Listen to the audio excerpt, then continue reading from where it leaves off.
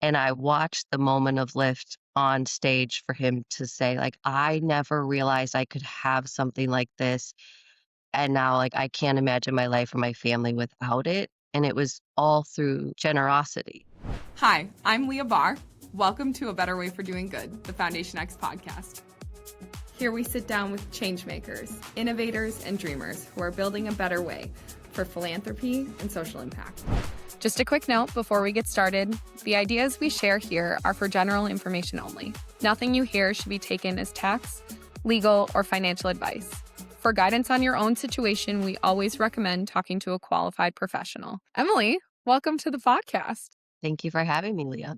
We're excited you're here. It was no better way to start this venture than to have you as our first guest. And I'm going to do something that I think is going to make you wildly uncomfortable, but I would really be remiss if I didn't read your bio because I think it's worth it and I think you deserve it. So you're going to have to sit through me reading your bio, but I want all of our listeners to know exactly who you are. So today, we're joined by Emily Vennerstrom, the Chief Operating Officer of North Rock Partners. Emily oversees business operations, partnering with employees and clients to maximize the impact of their work. With nearly 2 decades of experience with business strategy, operations, social impact initiatives, and advice, Emily brings extensive background in applying a strategic lens to all areas of the business, helping North Rock embody its values and extend the work we do for clients. Under her leadership, Emily leads critical areas of the business, including people, marketing, legal, compliance, technology, and enterprise resources. These teams collaborate to create strategies and execute initiatives that help deliver world-class advice and services at scale. But most importantly, and the reason you're here today, Emily serves as president of Foundation X, a pioneering social impact organization that believes there is incredible opportunity to transform lives through the intersection of business, nonprofits, and community members working collaboratively together. So, Emily, we're going to start the same way we're going to start every episode of A Better Way, with a deck of our generosity cards. We've equipped you with your own deck, and what we're going to have you do is pull a card at random. So sorry you didn't get to prep this question, but we're going to have you pull a card, read it to us, and then answer, and I will do exactly the same. So whenever you're ready. Well, Leah, in all of the podcasts that I've watched or listened to, I always wonder how awkward it is to sit there and have your bio be read while you sit there. So now I know it's exactly as awkward as you think it would be. But thank you for the warm welcome and thank you for having me on the podcast today. I love these generosity cards. This has been something that we've used in so many ways. So this is a perfect way to kick us off. The card I pulled has the quote, "To give is to receive." And the question is, what does that quote mean to you? And do you think it's true? And I love this quote because I actually have seen this to be true in so many instances. And when I look at just around my life and the people in it and some of my closest friends and some of the experiences that I've had that mean the most to me, they have all come by way of some sort of generosity or philanthropy. And so something that I did that was seemingly giving back has always returned so much more to me in either the richness of learning or the richness of relationships or experiences. And so I think that that is true. And everything that we do is just that spirit of generosity always returns to you tenfold. Thank you. That's Mhm. amazing. I will do the same. Okay, so this reads, what lessons have you learned through generosity that you'd like to share with those younger than you? This comes out a lot in our work, but I think when I think about lessons I'd like to share, I think one of the most simple things I can say is start anywhere, like start where you are. This is true for Foundation X at large and the individuals we work with, but I don't think you have to be a capital P philanthropist to do certain things or to be in the world a certain way. So I think starting where you are, however you can, even those small moments of generosity, to your point, like have a ripple effect of impact that you can't always understand in the moment where it's going, but it will turn into something incredible. So yeah, that's what I'd hope. I love that, and I love that you mentioned that just kind of capital P philanthropist because I think that's one of my favorite things that Foundation X does is like demystify and democratize what that means. And a lot of people can't even spell philanthropy, much less know what it means. And so, like, what role can Foundation X play in explaining that everyone can be a philanthropist? It's really truly that what do you have to give and what you can do with that is your version of philanthropy in the world. And so trying to make just further that message, I think is such an important thing that Foundation X does.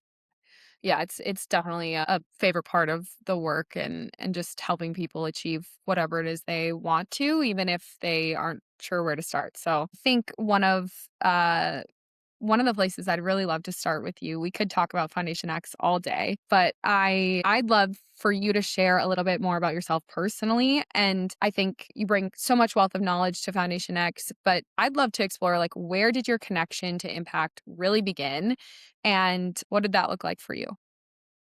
Yeah, for me, I was really fortunate that I think that generosity was a way of life for my parents. And so, just like the way they spent their time, it was always in some sort of service to others, just as a natural expression of life. So, kind of that concept that you talked about, like we all have something to give, was just very much the way that they lived their life and raised me and my sister. And so, that that was very innate and natural, and I'm grateful to be raised with that perspective. And so I kind of was always looking for that, like, if there's a need and I could fill it, I should fill it, and that was just a natural response, and so that was foundational to how I was raised, but kind of a pivotal moment for me took place when I was 20 years old. I visited Guatemala during college to do a missions trip, as sometimes you do in college, and it was an incredible experience just getting to learn and love that country, but importantly, see what lived reality is like in a developing country. And so we did a lot of work in the community and got to know the community. But I think the thing that really struck me, two things from that experience. One was seeing what it looks like to live on less than $2 a day and what families go through and how that existence is, and just really, really impacted me. And the second thing I learned in that experience is these were people, the first time I had met people who had so little, who were so generous. And really this concept of giving out of poverty versus giving out of wealth. And it was so impactful to me to say, now these people live on $2 a day, but they're offering us a Coca-Cola in their home. And I know that that's such a sacrifice for them. And so I walked away from that experience coming home, and just a little bit of my worldview just changed of like, I can't go back to living in the world I live in, knowing I live in the same world they do, and not think about how I help and how do I participate in that. And that also just this concept of like radical generosity of just truly, giving out of that poverty versus wealth, and that spirit that you can learn from somebody in another country who lives much differently than you, how much they have to teach us. And I think that specifically has shaped just how I approach philanthropy and being a grant maker throughout my career is they have the most to teach us about how we can help those communities transform and what they need from support. Yeah, it's an incredible experience, especially, like, in your college years when you're trying to figure out who you are and how you wanna show up in the world and what are the things you wanna become. Did that change at all your trajectory of, like, a degree or a career path? Did you come back from that experience and wanna just completely change the way you thought about you? Yeah, I think my parents were probably a little worried that I was just gonna, like, move to Guatemala and never come back, but, luckily, it definitely changed my perspective. I think at that time, I didn't know what it was, I didn't know the how, but I knew the why. Yeah. And so I knew that, like, now that would be somehow part of my purpose, and maybe I'd be lucky enough to live it out in my career, but if not, I was gonna for sure live it out in how I spent my free time and my hobbies and things like that. But it was definitely foundational to know, like, I have to be a part of this work and these communities, and I really, really want that to be part of my life and my purpose. But exactly how that was gonna manifest, I didn't yet know, and I feel really fortunate that it was able to manifest in a career and being able to professionally and personally pursue that passion. As you think about kind of that shaping your purpose, how has that reflected into some of the organizations or causes you're showing up into today? Yeah, I always try to think about, like, even professionally, I try to think about, like, what could I do that no one else is doing, or like serve a need that isn't being met, or make a unique contribution to something. And so I've approached philanthropy the same way. I've tried to look for underrepresented causes. And so things that draw a lot of attention to, I feel like, okay, that's good. That has a strong audience. What could I do to draw attention to an issue that might be underrepresented or underfunded? And so focus the efforts there, which for me has largely looked like people who live on less than $2 a day, global poverty, a lot of international injustice issues, specific issues that impact women and girls internationally, and refugees and immigrants and those kind of causes that might need a little bit more focus of both just storytelling and funding. Yeah, I think it's we talk about this a lot, so I'm gonna tell you something you already know, but I like that you're bringing this up because this idea of impact is not a one size fits all model, right? And it's this alignment to our purpose that helps really uncover how and where we can make the greatest impact. How have you gone about I mean, you had this incredible experience where you're identifying your purpose and you're figuring out how you're uniquely capable. How have you gone about finding the right organizations for you? You listed those cause areas, but are you doing like a values assessment? Are you just trying it out and seeing how it feels? What does that process look like? I use this metaphor of like it's kind of like matchmaking, or speed dating. You get to know somebody, you immediately kind of feel like, does this click with me? Like, do I resonate with what I'm hearing? Do I get along with the leaders or the people who represent that organization? Do I feel alignment there? And so it's a bit of a process of just like naturally being drawn to one, the mission and what they're doing, but two, the people who are doing the work. And do you agree with the way that they approach it and sort of come alongside the people that they serve?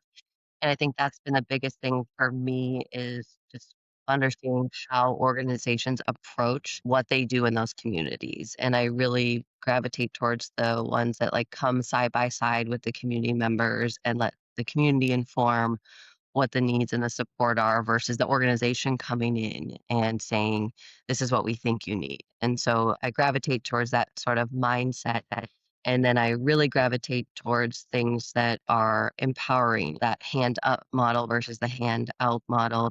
Both are necessary, but for me, I gravitate more towards like, how do we help people take that next step out of poverty? And it's much more empowering for them as a journey than other models. Yeah. It's not lost on me kind of how you found your way to Foundation X or really found your way to the creation of Foundation X. I spared you the details of reading all of the Fortune 500 companies that you've had the chance to work for and influence their grant making and their impact in the world. But I'm curious, like, talk to me a little bit about how you see your personal purpose and just some of these experiences you've had in your own life translating to the impetus and the start of Foundation X. Yeah, I think that just my personal journey and professionally having, just the privilege of being able to be trained as a professional grant maker and have all that experience of in the corporate philanthropy world, there's a ton of resources that we have. And how do we get better and how we do this professionally? And what are very in depth research methods that you can evaluate these programs? And you have all of these resources in the corporate space. And when I started, being interested in talking about Foundation X and working more with individuals, I really became passionate around how do you bring that same level of professionalism and expertise to individual giving. And so I think that was the big pivot for me in my career is trying to take all that was great about that field, but really apply it to individuals to have such a larger impact. Because if you just look at the sheer volume of giving, you know the stats better than me, but around 70% of all giving in America comes from individuals.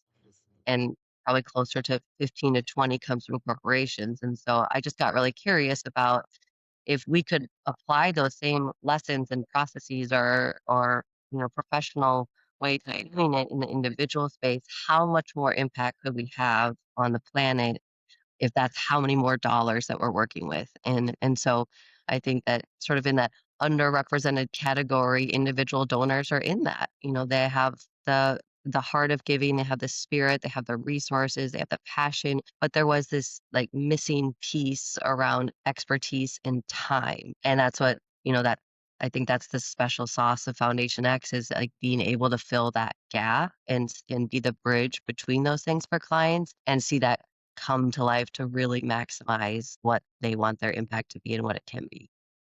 Foundation X just celebrated 4 years, which has simultaneously felt like the fastest and the longest 4 years. Tell me a little bit about the early days of Foundation X. When you look back at year 1, what comes to mind? What are some of those moments when we were creating this organization from the beginning? What do you think about? I really think about, well, a lot of time of you and me in the trenches, rolling up our sleeves, being able to do anything and everything, and just really approaching it with this like spirit of curiosity and humility and grit. And I think anytime you're starting a business, those three things are incredibly important. Is just being super curious about what all the things we could make this business to be, being humble enough to know what you don't know and where you need to ask for help, and then just having the sheer grit to keep going and keep moving, whatever challenges come your way. But the thing I love about Foundation X and thinking back to those early moments, but it's still true nearly every single week, is that it truly was built on our clients and our prospective clients, and every conversation that you and I had with someone that was, tell me the challenges you're experiencing in giving, or when we're talking to nonprofits, tell me the challenges you're having in running this organization. And I think everything we built in the business, every service we offer came from a client case study. And we could probably, this is the Mary model, this is the Christine model, this is the Laura model, this is the Ward model. Like every single client inspired us in some way. The business is being constantly evolved because every client we interact with, we learn something new, we expand our knowledge, our expertise. And I think that that's one of the things that makes it so special is it's just constantly evolving because our clients are evolving and they're interested in so many things. And to your point earlier about like, everybody finding what that passion area is for Mm, you. And if we have 100 clients, we have 100 different passion areas. yeah. And so we get exposure to that all the time and we get to learn from that. And I think that that collective input from them bringing things to the table, us learning from their challenges, us coming up with solutions, them coming up with solutions has been a really interesting way to approach building a business and continuing to evolve the business. Yeah, it honestly was like the biggest and almost sole inspiration for the podcast is I'm gonna ask you what your favorites are in just a minute, but we get to hear so many cool stories from people and for 4 years of hearing incredible stories, it was like, why are we keeping these to ourselves? Like, and they don't have to be client stories. They can be stories from anyone we're coming into contact with, partners in the community, nonprofits. But I just think it's so cool what we get to hear from people about how they want to change the world and how they want to show up, how they want their families or their friends to show up. So it's yeah, I agree with you. It's one of my favorites too. And you never really know what might come out of the mouth of a client when we're talking to them. I have my own favorites, but I'm so curious to hear what are some of your favorite stories as you think back to those, especially early client conversations where we spent a lot of time just digging in. We learned a lot. So I'm curious what comes to mind when you think about that. Yeah, there's so many specific client examples, and you and I often talk about one of our favorite clients, Mary, who really inspired us that we spent a lot of time with at the beginning. And I learned so much from that interaction with her. And I think one of the biggest takeaways from working with Mary was understanding like people's deep need to live in community with one another. And I think in philanthropy specifically, there's such a longing to like do this kind of work with other people. And so we got to be part of that journey with her of helping her create that community and build that community as, both for her personal life and for her philanthropy that like now you can't even separate the two. It's just part of her identity. And I think how lucky are we that we get to be part of that work and watch that become such a meaningful part of her life. And she's helping the planet, but it's like you kind of just like watching this process evolve and seeing how meaningful that has become in her life, I think is just really, really rewarding. And I see that a lot in philanthropy that like when it's done in community, it has such more of an impact for both sides that's really one of the most effective ways I think we can advance communities. But I think when I look at just the macro of all of our clients, there's this one single thing that I always come back to that is like my favorite moment. And it's like it's to use a rocket ship analogy, it's like that moment of lift. It's like the moment that it like comes off the ground and you see what's happening. And I've seen this happen with nearly every client that we work with. Is they come in, they have something that they're interested in, they're passionate about it, and then like through this journey of working together, there is always this unlock moment that it's like they get it. They are now like they're on their own trajectory as a philanthropist, and like we've launched them. And you and I worked with a high profile client, and we got to see this come to life on a stage as the client was addressing a 200-person crowd, a fundraiser for his organization. And I watched the moment of lift on stage for him to say, like, I never realized I could have something like this. And now, like, I can't imagine my life or my family without it. And it was all through generosity. And going back to that card I pulled of you receive more than you give, watching that come to life, it's like, oh my goodness, I never thought this could be part of my life. And now it's a huge part of my identity and my family and our purpose. And those are the moments where I'm like, I can't believe we get to do this for a living. Like we get Yeah. to hear these stories, work with these families. Like it's really kind of, a pinch yourself moment that's the way that we get to interact with clients.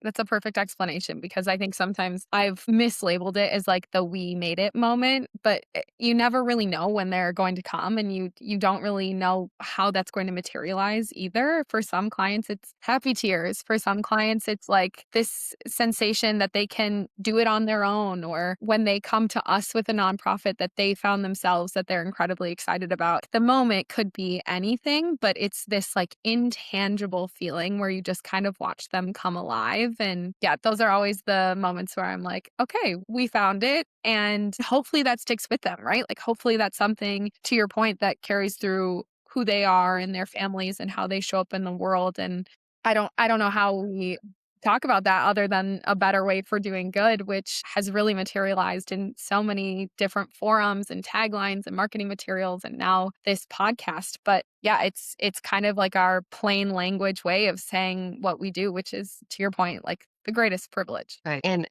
we talk about a better way for doing good all the time, and that means a million things to a million people. But I really come back to this notion of like generosity is supposed to be a joyful expression, and it's meant to be joyful on all elements of the spectrum, like the giver, the receiver. And I think, at least what we've experienced with clients is they've lost the joy in giving. It's Yeah. become burdensome. It's become, it isn't joyful for them. And so one of the roles we can play, and I think for me, what a better way for doing good means is like bringing that joy back into the giving experience, because when it's joyful, it's contagious. They Mhm. talk to their friends about it. Like it's their favorite thing to talk about and they love to be a part of it. And then so it's, if we can spread like the joy of generosity through that with every client that we work with, like that's, I think, how we'll really transform and bring that better way of doing good.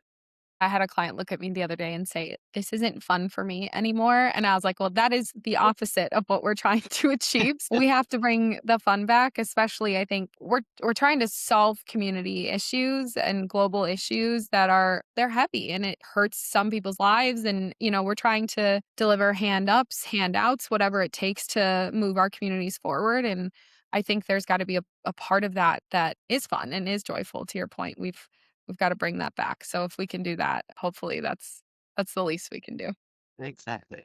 Talk to me a little bit about how you see structure and creativity showing up in a lot of these client scenarios and conversations. We've talked a little bit just about the advice we give. We've talked a little bit about how we can help people bring the joy back. But there's a little bit of like a two-sided coin here of trying to deliver that structure while giving that creativity. And I'm curious if you have a perspective about that. Yeah, I think, one of the unique things about our approach is we always start with the creativity. It's like we sit with a client and we say, like, tell us what you want to do. What communities do you care about? What issues do you care about? How do you want to play a role? And we let that vision lead, and then we recommend the best structure.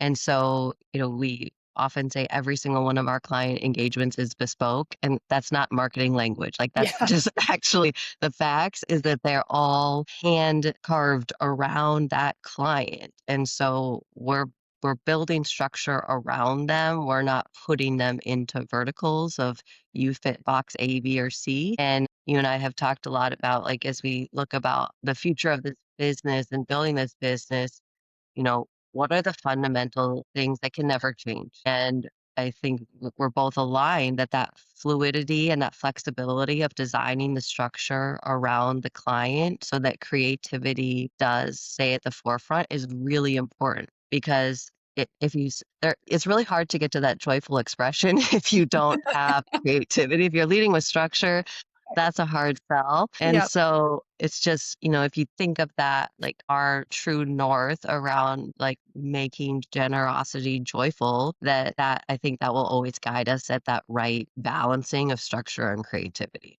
Yeah. Yeah. I love that that's how we lead and couldn't be in better alignment with you that like that has to stay true to Foundation X. And I think that can be a hard place to start. You don't really have all of the answers. You don't totally know how you're going to answer some questions. It might come at you feeling a little sideways or different. But I think when we chat with our clients about how they've shown up previously and what about those experiences worked for them or didn't work for them or matter to them, we start to go on this path of like these deeper conversations, which inevitably on where they want to be. And then to your point, we just put the structure around them to make the most sense. And if it's us, great. And if it's not, that's great too. It's not meant to be something where we're uncovering people's deepest desires, but rather just like getting them to the place they want to go. Exactly. If someone's listening and they're in a similar spot as our clients of just feeling like very overwhelmed, there's a lot of information, it's really unclear where to start, and they know that there's a lot of community issues that probably need their support and their help, what's the first step? What advice would you give someone? Always had this mantra based on how I was raised that is never ignore a generous thought. And that could be you see somebody who needs something next door or at the office, or I mean, a simple like act of kindness. But if there is something spurring in you that says, even if it's a whisper, do something about that, listen to that voice. And I think that if you follow that, like it will naturally lead you where you're meant to be and help you suss that out is following just like that innate spirit of generosity that I do believe lives in all of us, like will guide you down the right path. And that often looks like starting small. I would totally dispel the notion that like a small thing does nothing. You never know when like one small thing could be a huge thing to someone else. Whatever capacity you have to give, whether your time or financial resources, like it is enough and believe it is enough and believe it is impactful and that will grow in and of itself. And so I think that if you're being prompted to do something, follow that. And like, what that turns into is not yours to worry about. It's like what's yours to worry about is that you honored like the spirit of generosity to do something in that moment and then to trust that it will do what it's meant to do. But if you just do that time and time again, I think you'll find yourself like very comfortable with starting to give back in whichever way you want to, but let that be your guide and then just keep saying yes. Yeah. Yeah, I think that's great. I'm curious as well. You've had a career where you've worked across multiple different aspects of the philanthropic sector. To the conversation earlier, trained as a grant maker. As you take a look at the landscape now, personal opinion, what do you think is currently missing from philanthropy? So a couple of years ago, I was asked to sit on this task force for a really serious issue in Minnesota, which was human trafficking. And this task force brought together all sorts of different players. So we had law enforcement, we had policymakers, we had nonprofits, we had like just everybody across a wide gamut, and we had funders and nonprofits operating in every single intervention in this space. Having all those people around the table to help guide what was a shared donor pool of dollars was such an impactful way to approach a serious issue. And so I think that often giving is can be done in silos. And so I like I'll do this one thing or I'll do this one thing or one thing, but bringing all of the stakeholders together for serious community issues and even those nonprofits together saying direct the funding over there because that we have to start there before we can go here or we have a have to solve this problem before this one will get better. And just having that collaborative approach and really an abundance mindset and not a scarcity mindset, I think is really, really important for both donors and for nonprofits to say, how do we solve this together versus focusing on the one piece you're solving? For me, that experience what like really showed how much more of an impact we could have. And on the flip side of that, several donors just went in collectively on this fund to say, we want to solve this problem in Minnesota. We trust this group to decide what is the most fundamental thing we fund this year to do that. And so I think just that trust on both sides from the donors and the community leaders to go in that together was really transformational. And I think the more that we can do both sides in community together is a huge way we could continue to advance philanthropy and see better outcomes for the communities. I do think that's such a good indication of the way that we can actually move things forward, and so indicative to your point earlier about like giving in a community, and not only just giving in that community, but also using that community to actually advance change. Um, it's something we encourage our clients to do, but it's something that's happening naturally that I'd love to see more of as well.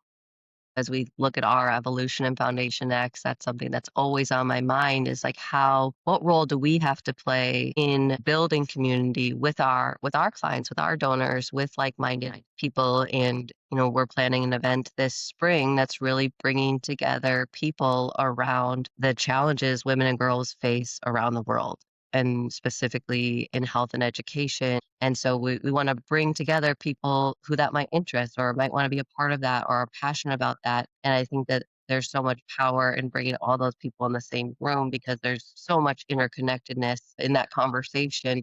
And that's what leads to that joy and that contagious energy to say, you know what, I actually thought maybe I was alone in caring about this, but there are 200 people in this room that showed up because they care about it too. Like, it gives you a little bit more of that fire to, like, fight the fight. That's like, "No, I'm not alone. More people care about this issue. We actually can make an impact, and we can do it together." I think that we'll see more of that from Foundation X of playing that convener role and bringing people together to create space for that. Yeah.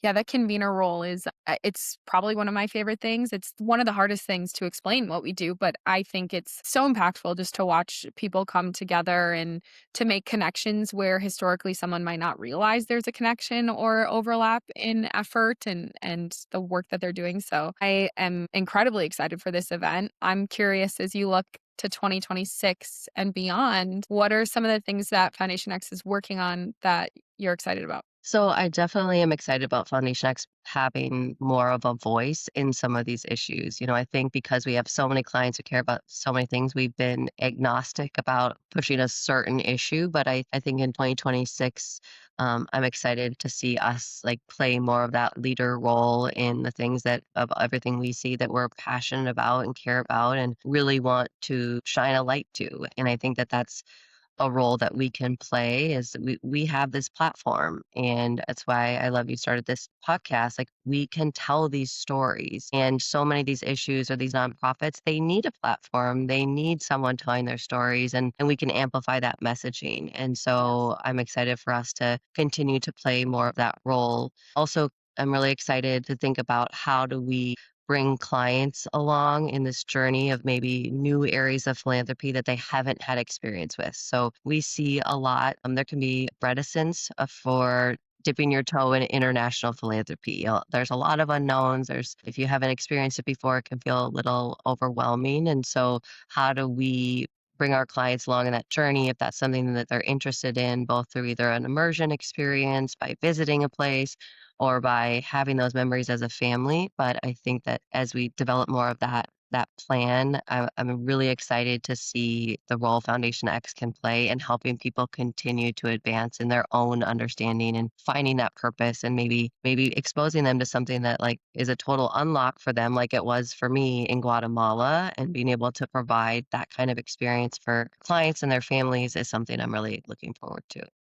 Yeah. Yeah, I agree. I think as I look ahead, I'm just super excited about the opportunities that we're going to be a little bit more forward about. Traditionally, to your point, we've taken our clients' leads and we've let them kind of dictate the path, and that will still be true no matter what. But now we're also starting to take the lead on events like the one in this spring, experiences where we can hopefully create a new view of the world and how people can make a difference in it. Really excited about that. More to come for sure. But we are going to end this podcast the same way every time with some rapid fire questions.